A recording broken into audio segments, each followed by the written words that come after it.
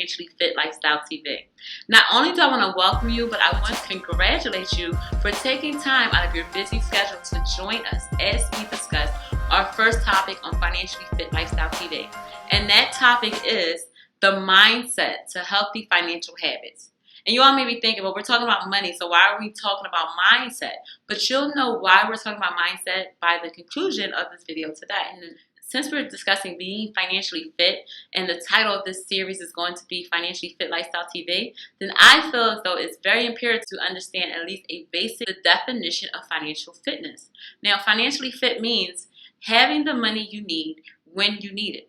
Again, having the money you need when you need it. And I would like to add both now and in the future.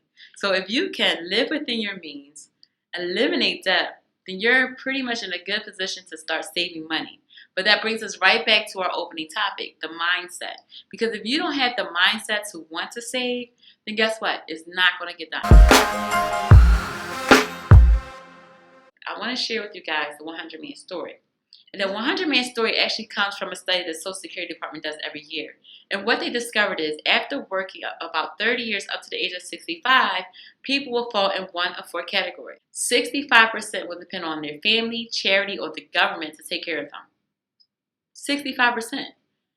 25%, unfortunately, they don't make it to see the age of 65 and they die. Then we have 11% who are actually still working. These are the people that you see at Walgreens or Walmart. Oftentimes, they're the greeters at the door. A lot of times, these people are not there because they want to stay active or they're just looking for something to do. They're there because it's a necessity. Somewhere down the line, they failed to plan. You see, as people, we don't plan to fail. We simply fail to plan. And then you have about 8% who retire financially independent. But what this tells me is, in one of the world's most richest countries, by the time people reach age 65, they're either dead or dead broke. So my question to you before we move any farther in this Financially Fit Lifestyle TV is, if you didn't change anything in regards to how you're handling your money, which of the four categories would you fall into? And be honest with yourself. Which category would you fall into if you didn't change anything in regards to how you're handling your money? And if you find that you don't like which category you're headed to, or if you don't like how you're handling your money, then this is why a change needs to happen, and that change needs to happen quick, fast, and in a hurry. So, the purpose of Financially Fit Lifestyle TV is to answer those questions that you guys have surrounding your money, to give you the how, the ins and outs of how do we get our financial house in order.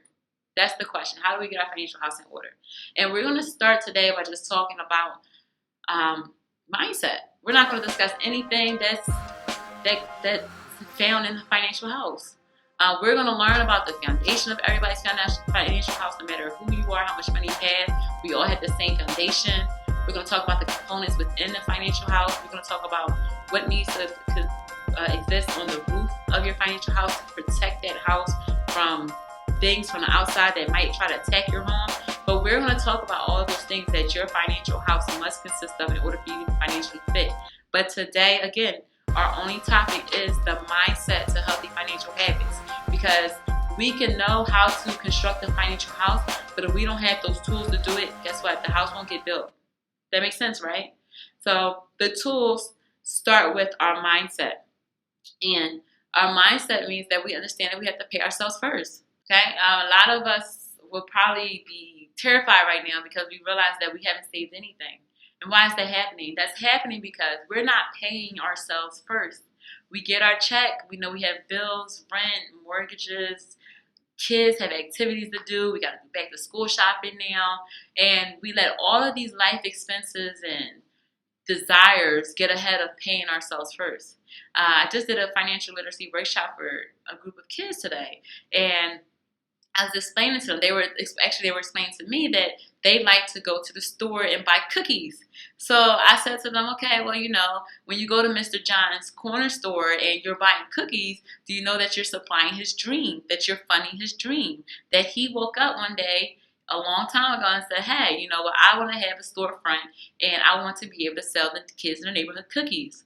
And so you go and you take the money that you may earn from your employment or various different income streams that you may have, and you spend the money getting cookies at the corner store.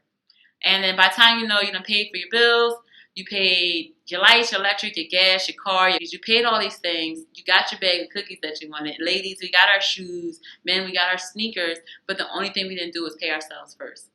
We always find that we're paying ourselves last. We get our paycheck and we're paying all these things, and then we find that there's really nothing really left to pay ourselves, right? Well, if we continue to do that vicious cycle of living paycheck to paycheck, then we will continue to be amongst the 65% who have the government, the IRS, or charity taking care of them, or amongst the 11% who are still working because unfortunately they could not retire at the age of 65. All right, guys, so again, I want us to start paying ourselves first. No matter what, when you get income, no matter the amount of that income that you get, it could be $10, $1,000, $10,000, you should be saving a percentage. You should be saving 10% of all the income that you get so that we can put it aside, and then we'll have that money for our resources in the future for different reasons. We're going to talk about emergency funds in our next episode. We're going to talk about retirement planning, tax-free retirement planning, which is different from our 401k planning, which we'll learn about. But the thing is, before we start learning all these different terminologies and different programs out there for us and different solutions, again, we had to get our mindset in order. It's the same thing with someone who's on a weight loss journey. You're on a weight loss journey and you hear all the time, oh, being physically fit is 90% mental, 10% workout, 10% eating, okay, I should say it's 10% workout, 10% eating, and 80% mental.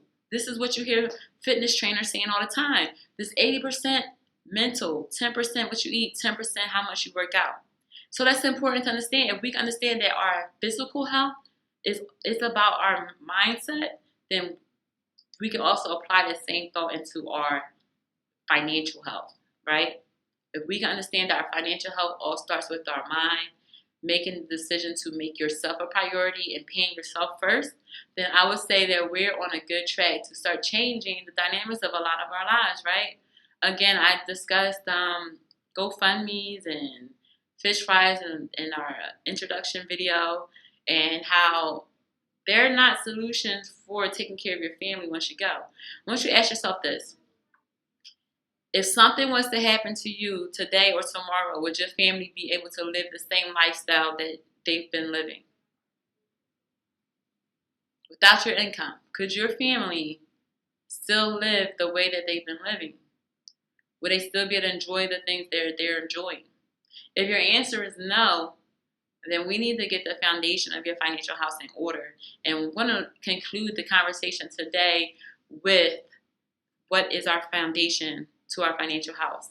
And no matter who you are, no matter what agent you're talking to in the financial world, the foundation is going to be life insurance. So in our very next episode, we're going to dig a little deeper into the foundation of our financial house. But between now and then, I want you guys to make a commitment to pay yourselves first. Any income you get between now and when you watch the next video, whether you watch it on time or you watch it a few weeks later, then you need to be saving money. So I want you to make a commitment to, between now and the next video that you watch on Financially Fit Lifestyle TV, to make a commitment to save 10% of all income that you receive. And for right now, I just want you to put it aside. We're going to start talking about places where you should put your money, the most beneficial places for your money to be so that you can accumulate wealth. But in the meantime, I'm not focusing on how much you're saving. I just want you to get in the habit of actually saving money. That's it. It's time to save money, people. We got to pay ourselves first. So again, I just challenged my kids to doing this morning at their workshop. They all made a commitment. So if our kids can make that commitment, guess what? We can do it too. So we're going to save 10% of all of our income between now and the next video. You guys are going to let me know how that worked, how much you saved, and how much you still have saved, okay? Leave me a comment below. Let me know if you're ready to get your mindset in order so that you can become financially fit for life. Again, I am super excited to have you all join me on this venture. We're going to do weekly videos between now and January 1st on Financially Fit Lifestyle TV. In the meantime, you can also send me any questions that you have surrounding how do you get your mindset prepared to become financially fit. There's different things that you can do in addition to saving. You want to write positive affirmations on your wall in regards to your money. Yeah, you can do personal affirmation. You can do affirmations surrounding your money as well. I will be wealthy. I will retire at age 40.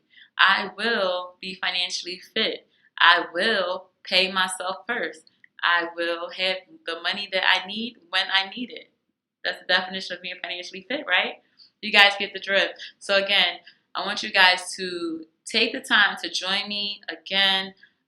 Just like we take our cars to the auto shop for repair and checkups, even when there's nothing wrong with our cars, the same way we take ourselves to the doctors for checkups to make sure that we are healthy. I want you guys to start getting financial literacy. That is your checkup for your money. Even if you feel as though that you're financially sound, you still need to go to get that checkup, right? Get that financial checkup and make sure that you have everything in order, because a lot of things have changed over the past few years within the financial services industry that you just might not be aware of. We don't go to the doctors at 1 year old and then that's the very last time that we go to the doctors. We don't get a brand new car and then take it to the repair shop just one time. We're constantly getting these checkups. So I want you guys to build that mindset that money is something else that I need to be getting checked on, right? Money is something that I have to build this mindset and stick to, the things that I'm going to say I'm going to do so that I can be financially independent. Because again, we don't plan to fail, we simply fail to plan. So remember, post your affirmations on your tablets, your cell phones, your walls, the bathroom mirror, whatever it is that you have to do to ensure that you're paying yourself first.